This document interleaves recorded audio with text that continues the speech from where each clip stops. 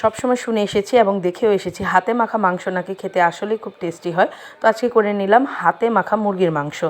Hello friend, সবাই কেমন আছেন? আশা করি সবাই ভালো আছেন। আমার নতুন একটি ব্লগ ভিডিও দেখার জন্য সবাইকে আমন্ত্রণ। তো এই তো হাতে মেখে সব মশলাগুলো প্রথমে ভালো করে চটকে চটকে মেখে নিলাম। এখানে হচ্ছে পেঁয়াজ, আদা রসুনের পেস্ট, কাঁচামরিচের পেস্ট, তারপর তেল, লবণ, হলুদের গুঁড়া, মরিচের গুঁড়া সুন্দর করে মেখে নিলাম। মেখে তারপর হচ্ছে মুরগির মাংসটা দিয়ে সুন্দর করে মেখে নেব।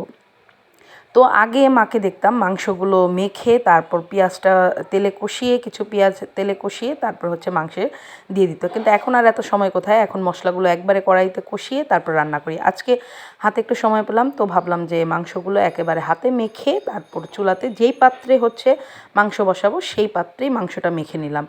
তো এখানে এই যে তেজপাতা, গোটা গরম মশলা সব কিছুই দিয়েছিলাম, সব কিছু একবারে মেখে নিয়েছি, গোটা জিরা টিরা সব কিছু একবারে দিয়ে মেখে নিয়েছি। তো এই তো সব মশলাগুলো সুন্দর করে মেখে নিলাম, কারণ হচ্ছে মাংসের এই টেস্টটা নাকি মাখার উপরেই টেস্টটা হয়ে ওঠে। আসলেই মাংসটা খেতে খুবই ভালো হয়েছিল। তো রান্না এক একবার এক এক রকম, বা কিছুটা হচ্ছে আপনার আশেপাশের লোকজনেরটা দেখেও আপনি রান্নাটা করবেন, দেখবেন যে হ্যাঁ একটু ব্যতিক্রম কিছু হয়। তো এখানে নতুন আলু কিছু দিয়ে দিলাম। নতুন আলু এখন আর নতুন নেই, এখন সবার ঘরে ঘরে এই আলু।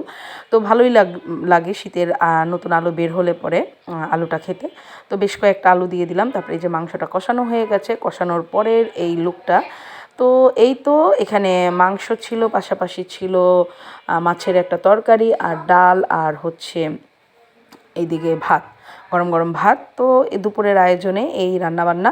তো এই যে মাংস যখন কষানোর পরে ঝোল দিয়ে দিয়েছিলাম, তারপরে ঝোলটা যখন ফুটে উঠেছে, এখানে দেখতেই পাচ্ছেন মাংসটা কালারটা খুব সুন্দর এসেছে। যদিও মানে আমার যে অন ক্যামেরাতে ওইভাবে ভালো দেখা যাচ্ছে না, কিন্তু এমনি ক্যামেরা ব্যতীত খুব ভালো দেখা যাচ্ছিল মাংসের কালারটা। তো এই তো ফাইনাল লুক মাংসের চলে এসেছে। আর ভিডিওটা ভালো লাগলে অবশ্যই লাইক দিবেন, আর কে কোথা থেকে ভিডিওটা দেখছেন অবশ্যই কমেন্টে বলবেন। আজকের ভিডিও এই পর্যন্তই। Tata, bye bye. সবাই সুস্থ থাকবেন আর বেশি বেশি করে ভালো ভালো খাবার খাবেন, স্বাস্থ্যসম্মত খাবার খাবেন, আর ভিডিওকে সাপোর্ট দিয়ে আগে বাড়ার চান্স দেবেন।